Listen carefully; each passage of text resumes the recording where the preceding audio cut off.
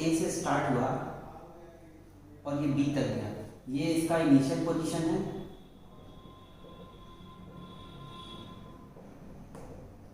और ये इसका फाइनल पोजीशन है।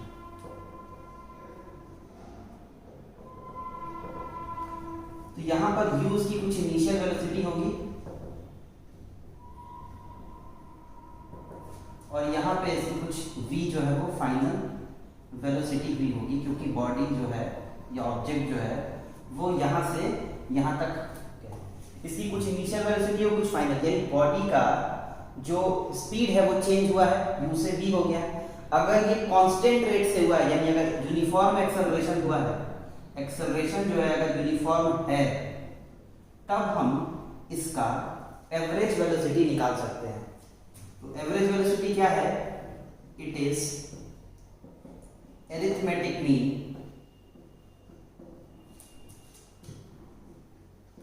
Of initial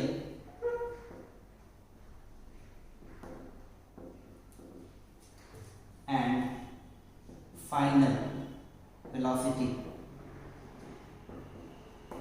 It is denoted by V bar.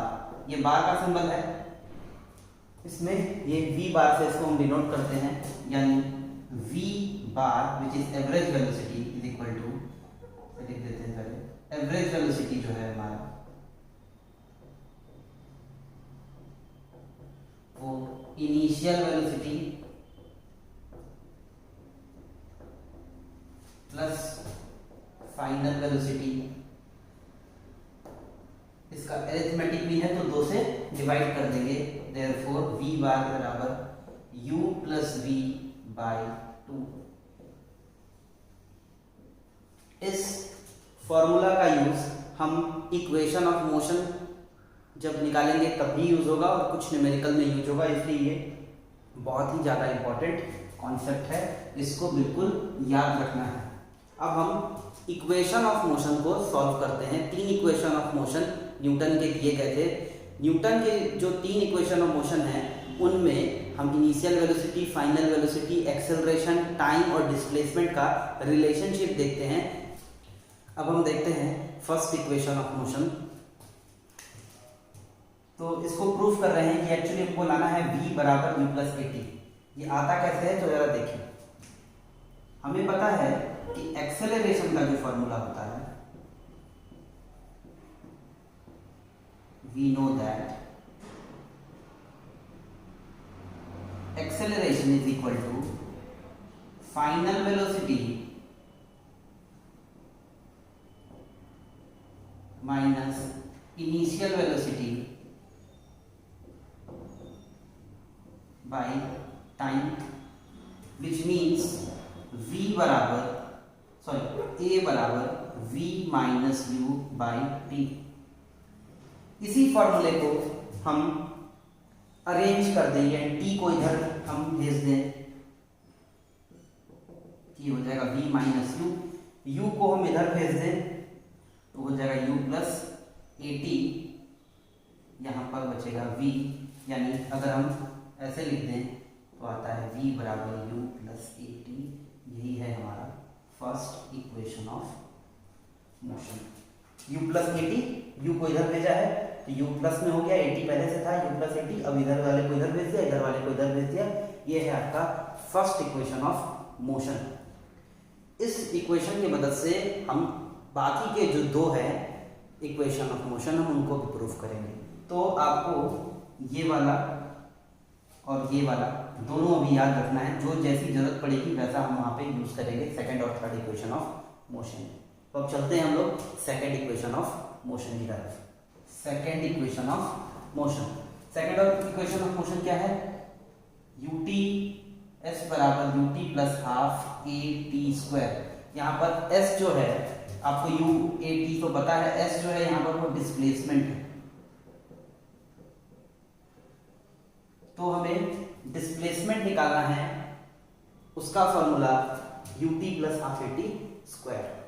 तो डिस्प्लेसमेंट का हमें पता है कि एवरेज वेलोसिटी अगर हम निकालें या वेलोसिटी निकालें अगर आप देखो ऐसे तो आप जानते हो कि वेलोसिटी बराबर क्या होता है,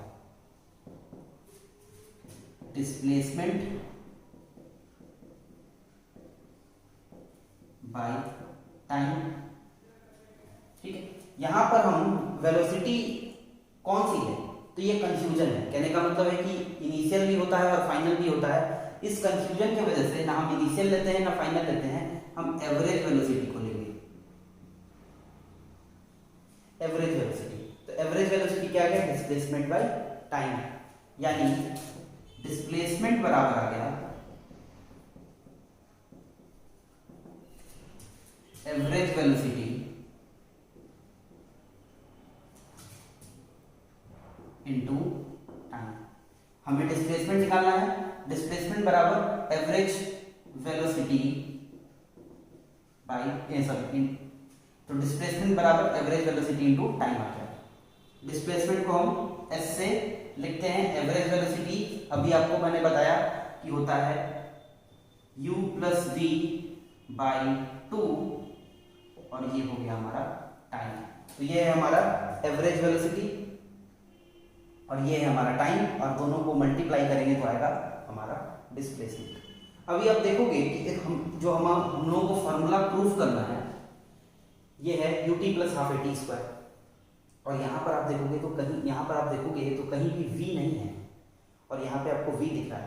तो आपको कैसे भी करके v हटाएंगे, अगर जब तक v नहीं हटाएंगे ये फॉर्मूला कैसे आएगा। तो अब हमारा काम है इस v को हटाना। तो आप देखो अब इस v को हम कैसे हटाते हैं। तो s तो दिख रहा है आपको u प्लस वी, तो s बराबर आपको दिख रहा है s बराबर u प्लस वी। अभी आप लोगों ने फर्स्ट इक्वेशन ऑफ मोशन में देखा कि v बराबर होता है u प्लस ए टी। तो ये जो v है इसके जगह हम क्या लिख सकते हैं, u प्लस ए टी। तो हम क्या करेंगे, यहाँ लिखेंगे u प्लस ए टी, नीचे तो क्या था 2 था, 2 को हम एज इट इज छोड़ देंगे और ये है हमारा t time. Left hand side तो हमें कुछ करना है नहीं क्योंकि एस चाहिए और एस आ गया है।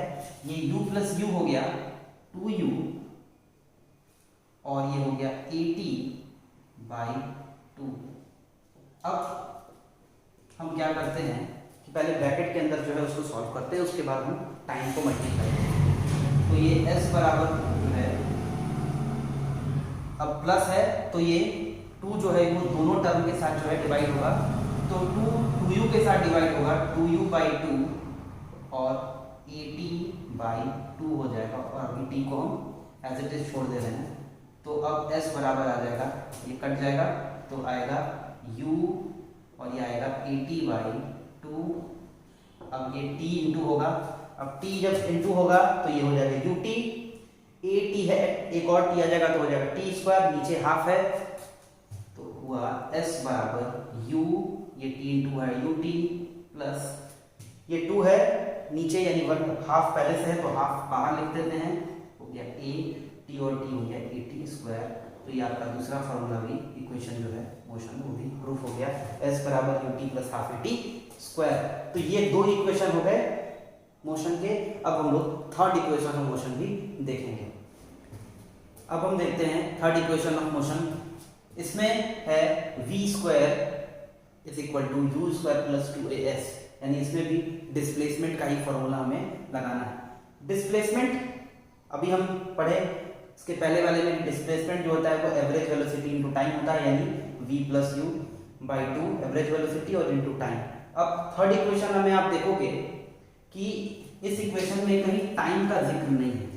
इसके पहले वाला जो इक्वेशन था ut plus half A T square, उसमें कहीं फाइनल वेलोसिटी का जिक्र नहीं था, इसलिए हम लोगों ने फाइनल वेलोसिटी को चेंज कर लिया था u प्लस ए टी में। यहाँ पर हम फाइनल वेलोसिटी को छोड़ेंगे क्योंकि फाइनल वेलोसिटी चाहिए, इनिशियल वेलोसिटी चाहिए, ये 2 है देखो ये 2 भी चाहिए, टाइम कहीं नहीं है, टाइम को हम हटाएंगे। टाइम को हम किस फॉर्म में हटाएं, तो टाइम को जो इजीएस्ट फॉर्म में हम किसी फॉर्म में लिख सकते हैं वो इस फॉर्मूले से लिख सकते हैं। आपको पता है कि एक्सल यहां से हम लिखते हैं, वी नो दैट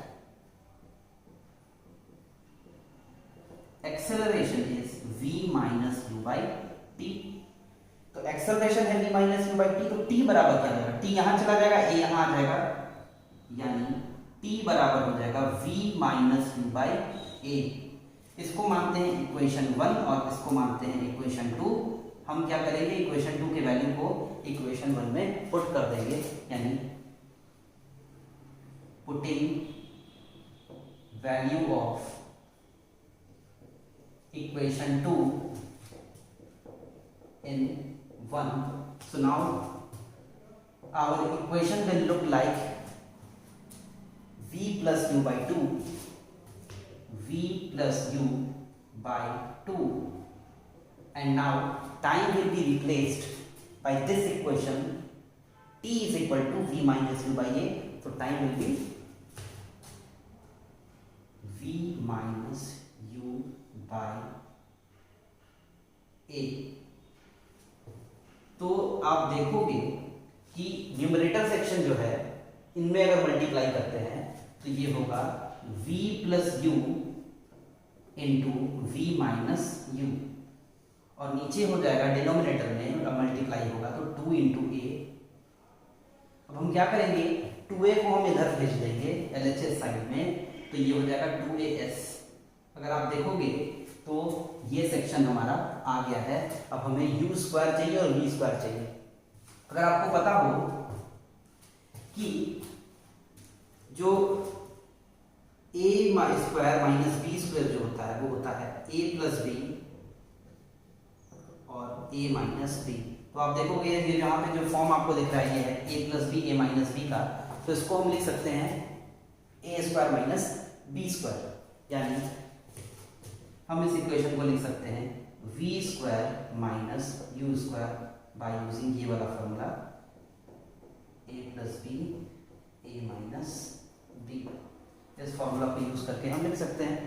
तो अब ये माइनस यू स्क्वायर इधर आ जाएगा तो प्लस यू स्क्वायर हो जाएगा, तो यू स्क्वायर प्लस 2as, ये माइनस यू स्क्वायर इधर आ गया तो प्लस हो गया, बराबर है v स्क्वायर। इसको अरेंज कर देंगे, हम अरेंज करेंगे तो हो जाएगा v स्क्वायर बराबर यू स्क्वायर प्लस 2as, और ये है आपका थर्ड इक्वेशन ऑफ मोशन। तो आपका तीनों इक्वेशन ऑफ मोशन प्रूव हो चुका है। अब हम लोग देखेंगे कुछ ग्राफिकल रिप्रेजेंटेशन, कैसे हम मोशन को ग्राफिकली रिप्रेजेंट करते हैं।